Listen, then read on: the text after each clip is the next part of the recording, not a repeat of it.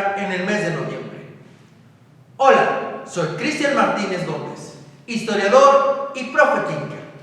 El 20 de noviembre de 1910 da inicio a la Revolución Mexicana, un movimiento que da fin a la dictadura de Porfirio Díaz. ¿Quiénes son los héroes? ¿Quiénes son los villanos? ¿Qué nos trajo la Revolución Mexicana? Los invito a que vean este video. Porfirio Díaz Mori fue presidente de México de 1876 a 1911. Durante su gobierno, México creció económicamente. Se restauraron varias relaciones internacionales dañadas en el siglo XIX y fue considerado potencia mundial. Sin embargo, socialmente hablando, hubo una gran desigualdad, sobre todo en el campo, donde los campesinos y obreros fueron maltratados y se les robó las tierras. Esto ocasionó varios movimientos.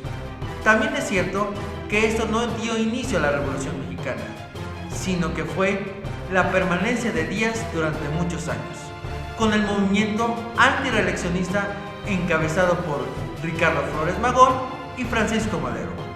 Hubo otros críticos que también atacaron al régimen de Díaz, entre ellos José Guadalupe Posadas, lo que provocó que el movimiento revolucionario iniciara como un movimiento democrático. Fue Madero quien en 1910 compitió contra Díaz. Porfirio Díaz decidió no combatir a este movimiento, pensando que hubiera una masacre en México. Él dijo que no iba a despertar el tigre. Fue exiliado en Francia, donde ahí murió en 1915. José Victoriano Huerta Márquez fue presidente de México de 1913 a 1914. Él fue quien dio un golpe de estado en contra de Madero. También encabezó el plan de la empacadora y el pacto de la embajada con el embajador estadounidense Henry Ley Wilson. Esto desencadenó la Decena Trágica, donde se dio muerte a Madero y Pino Suárez. Después de que Pedro Lascurain llegara al poder por 45 minutos, Huerta tomó el poder, iniciando un régimen todavía peor que el de Díaz. Todos los revolucionarios mexicanos, Zapata, Villa, Carranza, Cárdenas y Obregón, se unieron en contra de él, realizando la Convención de Aguascalientes, que también a la postre se daría con la toma de la Ciudad de México. Huerta fue derrocado y exiliado tiempo después. Victoriano Huerta también fue el factor en el cual se dio inicio a una revolución todavía mayor, llamada La Bola, lo cual desencadenó diversos enfrentamientos entre los mismos bandos revolucionarios.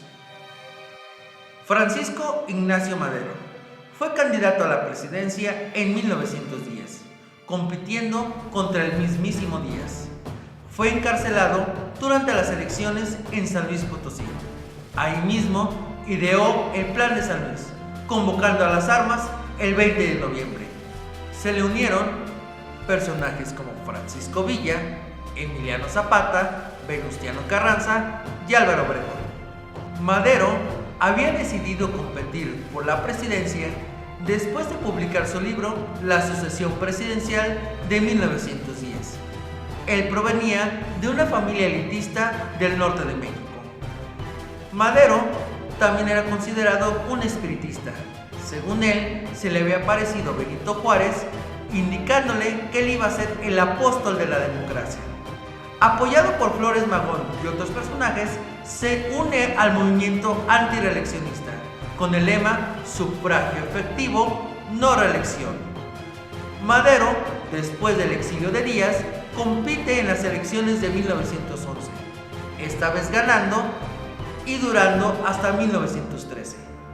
Durante su gobierno no dejó contentos a los bandos revolucionarios, ya que este fue una continuación del régimen de Díaz. Su vida acabó después de la Decena Trágica. Se le considera entonces como el iniciador de la democracia en México. Venustiano Carranza fue gobernador del norte de México. Él se unió a la Revolución Mexicana con Francisco y Madero. Carranza fue presidente de México de 1915 a 1919.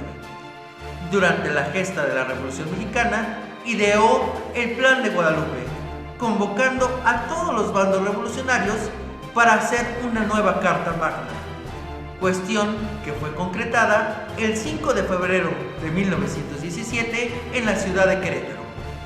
Esta constitución reunía todos los ideales revolucionarios. Sin embargo, persiguió durante mucho tiempo a Zapata y Villa, dando muerte al primero en 1919. Después de una revolución dada por Plutarco Elías Calles y Álvaro Obregón, fue exiliado y asesinado en 1919. Carranza se le atribuye entonces la creación de nuestra actual Constitución, que ya tiene más de 100 años. Emiliano Zapata fue un luchador social. Durante la Revolución Mexicana apoyó las causas campesinas, con su lema Tierra y Libertad. Con el Plan de Ayala, que proclamó en contra de Madero, al no respetar los acuerdos del reparto agrario. Zapata dirigió al Ejército Libertador del Sur, lo que le provocó diversos conflictos contra Madero, Carranza y otros revolucionarios. Luchó contra esos regímenes, aunque sus ideales se vieron reflejadas en la Constitución de 1917, fueron concretizadas tiempo después. Muere en 1919 al ser asesinado por el gobierno de Carranza. Hoy en día es un ícono de la Revolución Mexicana. Doroteo Arango, mejor conocido como Francisco Villa, fue un bandolero del norte de México. Se unió a la causa de Madero y Zapata. Luchó contra el régimen de Díaz, Huerta y Carranza. Sus ideales se enfocaban en una educación para todo México. Con su lema, prefiero un maestro que a un caudillo, se vieron enfocadas en la Constitución mexicana, posteriormente realizadas con la creación de la Secretaría de Educación Pública. Muere asesinado en 1923 por el gobierno postrevolucionario de Álvaro Obregón. Villa nos heredó la educación que hoy tenemos. Para ti, ¿cuál de estos héroes aportó más a la revolución? Te invito a que nos sigas en las redes sociales y compartas este video. Y recuerda, sean pensadores, be thinkers.